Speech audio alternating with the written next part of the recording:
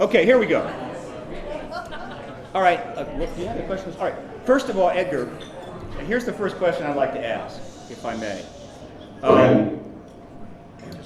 The first question I'd like to ask is, on April of 20th last year, a little over a year ago, you spoke, of course, at the X conference 2009, and then you appeared at the National Press Club, and as part of the press conference, which was covered by CNN and the Washington Post and the Washington Times, etc., and broadcast by CNN worldwide, you called on the Obama administration to end a truth embargo, to disclose, to release all the UFO files. It's the first person that I'm aware of that has done that of your stature. There were some people that did that back in 2001, and it's happened.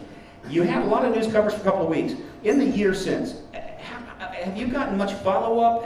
Has there been a lot of negative, positive? How do you reflect back on what's happened since? Well, for the last year or so, it's been pretty heavy. I've gotten many inquiries from around the world, done many interviews from around the world, and I see the momentum picking up. Now, I understand that it's not just our administration here that makes this decision, but I think the movement, the momentum is moving toward disclosure the world over, and certainly people the world over are becoming more open to it. Would you say that overall, overall you've had a relatively much more positive than negative response to your call on this issue? Well, I'm not sure it's just my efforts, but I think the whole movement has been gaining momentum over the last couple of years or so. Okay, very good. I think George has a question for you. When I first got to know Edgar Mitchell, he had written the book, The Way of the Explorer, which I found to be a fascinating book about his work in the realm that we are all interested in. Edgar, I've always wanted to ask you, what drives you to try to get the answers to what we're all looking for as well? You have not stopped in all the years I've known you. Why do you keep at it? Well, it's the ultimate question, George. I think humans have been asking this question in one form or another for hundreds of years, maybe thousands of years. Who are we? How do we get here? Where are we going? And what's this all about? And it's that ultimate curiosity that drives me continuously. I want to know some answers that we really don't have. And we think we're pretty smart in the 21st century, in the 20th century. But in my opinion, we're still just barely out of the trees. Okay, Cheryl's got a question for you. Oh, right, Dr. Mitchell. Good to see you again. Thank you. Good to see you. There she is. Hello. Hello. It was fun last year sitting with you at the table, though, right, with George Noory and you. And we like to have you here in person, but this year this is second best, isn't it? Just out of curiosity, could you bring us up to date on how Quantrek is doing? And well, Quantrek has great hopes. We have a lot of people interested. We still are short on funding. We need more funding, and we're going out after that very actively at this point. And hopefully, we've got some promises. We've got some interested investors, and we'll see what the next few months brings. Edgar, for the audience, could you quickly describe Quantrek's mission? I'm sorry, say that Could you quickly describe Quantrek's mission? Okay, Quantrek is a sister organization to my Noetics Foundation, but more focused on the hard sciences of physics and biology. And we now understand, just in the recent years, that the quantum world is at the basis of our perceptual mechanism. I often tell little simple stories to help get the idea across. In the English language, we call intuition our sixth sense. If we really ought to call it our first sense, or some would even say our zero sense, because it was around before we or our solar system were around. It's more fundamental than all of our sensory mechanisms. And we're now starting to understand there's a quantum biology that's very important, and that the quantum world is really at the basis of everything. Even though it operates at the subatomic level, it has ramifications and effects at all levels of nature. And that's something that's just become apparent here in the last couple of decades. Dr. Mitchell, Have you touched base with Dan Brown since his new book used ions so prominently? I have not personally been in touch with Dan Brown, but I understand some of the people out of Noetics have, and I understand that Tom Hanks and crew out in Hollywood are trying to make a movie about all this, and so we're starting to, from a promotional point of view, we're starting to reach the world in a different way. You know, it's kind of interesting, Edgar. As you know, you spoke at the press club. Had the Brown book come out last April when you were here a year ago? Had it already come out? After that, it didn't really come out until the fall. It came out the fall before or afterwards? No, after I remember. I'm sure. Okay, but I think what happened is you got Edgar comes to the Washington, he comes to the press club, and he calls for disclosure, right? Which is highly exopolitical. Then Brown's book, The Lost Symbol, comes out. It's about Washington. It's about secrets. It's about the intricate arrangements and what have you. And he chooses to make ions a highly featured part of the book in a very positive way. It's all upscale.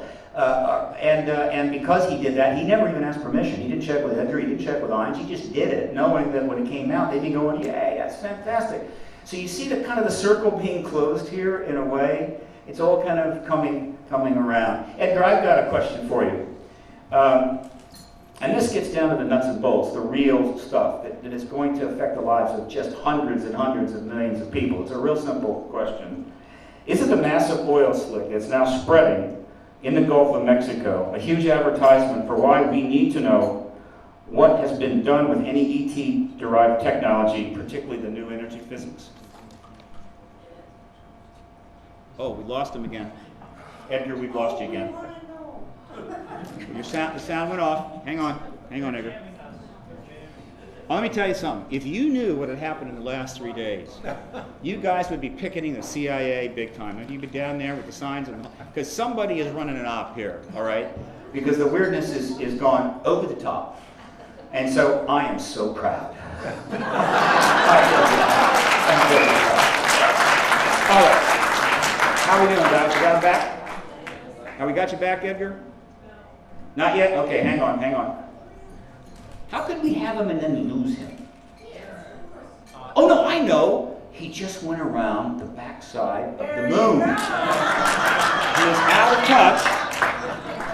Right? He's resting. And You back? Almost. Still no? I'm sorry. He's back, you're back, Edgar's back. Okay. About the Gulf of oil slick, huge advertisement. We've got to get at that ET physics. Would you agree? Yeah. Could you elaborate on that just a little bit, Dr. Mitchell? I don't know what Could you be a little more specific? Oh, let me ask you something. Let me phrase this, because I know you said something in a talk out near I think it was at Ions. It was Ions a number of years ago. You are convinced that we have extraterrestrial derived technology in our laboratories and have been working on it for many years. Isn't that the case? Well, I can conjecture or postulate that. I do not know that for an absolute fact. Yes. But I suspect the more I have studied, the more I've become familiar with ET and ET technology. They've been around for a long time, and we've been studying it for a long time. And the more we study it, the deeper, further back it goes. All right, another question from the ever more fit George Noory.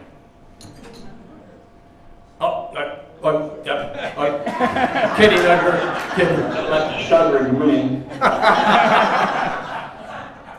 Edgar, every time I tell people I know you and that you walked on the moon and you were part of Apollo 14, they all say, he saw things on the moon. He's just not telling us. And I have said, if Edgar Mitchell had seen things unusual on the moon, he would tell us. You're absolutely correct. But you believe that there has been an ET presence. How come? Well, I believe there's been an ET presence because I grew up in the Roswell area, and that was part of the polar. And I eventually went back to Washington and I confirmed. Now, that's a long story short, but I know virtually all of the major investigators. I've been studying myself, although this isn't my primary interest, hasn't been for years. I'm pretty knowledgeable, and I do know most of the work that has been developed over the last many years, and I've been studying the work that goes back for centuries. And there seems to be a history here that we just know nothing about with our modern knowledge. When we were here last year, Edgar, you grabbed my arm at the dinner table and said, I want to be the oldest astronaut to go back into space. There are 3 more shuttle flights left. You gonna make it? Well, I'm not planning on those, using those, none of those. The story you're referring to, George, is happened after Glenn. John Glenn went back the first time at 77, and people started asking me, do I want to go back into space or go back to the moon or do whatever? And I said, of course, but I'm going to wait, in my smart ass remark, was I'm going to wait till I'm 100 and beat John's record. Get that out into the culture and keep coming back to haunt me, so I guess I'm going to have to do it, you see. Go ahead. Oh yeah, at 100, okay, 100's good, 100's good. But you know, Edgar, I'm looking at you and I'm seeing that kind of smile on your face. You're going back into space on anti-gravitic drive, aren't you? I'm going back on. You're going to go back into space on anti-gravitic drive, right? None of this chemical rocket stuff anymore. Something like that. The oldest man to go into warp. It could happen. All right, Edgar, another quick question. And this we'll wrap up here. As you've spoken out on this issue for 10 years, most notably the instance on Kerrang! Radio in July of 2008, massive international coverage on that, raised a lot of buzz. And then I'm sorry, I'm having trouble hearing you. Okay. As you have talked about this issue for the last 10 years, Yeah. most notably the Kerrang! Radio interview, which generated all this buzz in Europe, right? That one kind of broke it loose internationally with the Kerrang! Radio show. After that one, I was getting calls from all over the world almost the next week.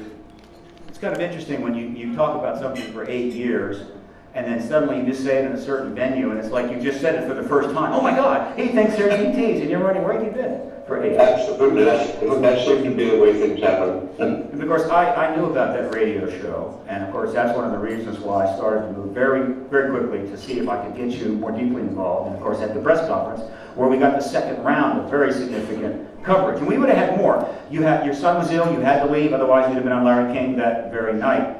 My question is this: as you've done all this talking, do you feel the presence of Gordon Cooper just over your shoulder, who tried to bring this issue out repeatedly in the late 70s and in the 80s, and he went to the UN and so forth? Gordon was very open about the ET presence and his experiences. Several of the astronauts, including Gordon, had experiences before their astronaut experience. They talked about that, but he continued to talk about it even very openly for many years until he passed on. One last question, and we'll let you go. This is a little bit, well, no, this is appropriate. It's a wonky question, W-O-N-K, from Washington at the Press Club. Your thoughts about President Obama's vision policy that he went down to Florida to talk about? What is your fundamental thinking about where he wants to go now with the space program? Or where he doesn't want to go? What are you asking my comment? Is that what you're asking? What are your thoughts on the administration's policy as announced by President Obama in Florida down at the Space Center, I think a few months ago? Well, I certainly don't disagree with what he was saying. I do think we need to go back to the moon and do for no reason, better reason, to get our experience base up again, to protect technologies, because it's a lot closer to go to Mars. We'll eventually go on to Mars, I believe, and I think I applaud the president trying to get the entrepreneurial and the business community, industrial community more involved in taking the lead. He's got an awfully tough job on his hand correcting the excesses of the collapse of the global economic system and our own economic system that he's had to deal with. So I don't fault him for some of the decisions he's made, but he is suggesting we need to move forward, and we need to get the industrial community involved, and we do need to go on, and I totally agree with all of those. All right, Edgar, I know that in just an hour or two you have got a midnight basketball game that you've got to play. So we want to let you go so you can get ready for that. Thanks so much for dropping into Washington again. I know we'll have you up here at Christmas.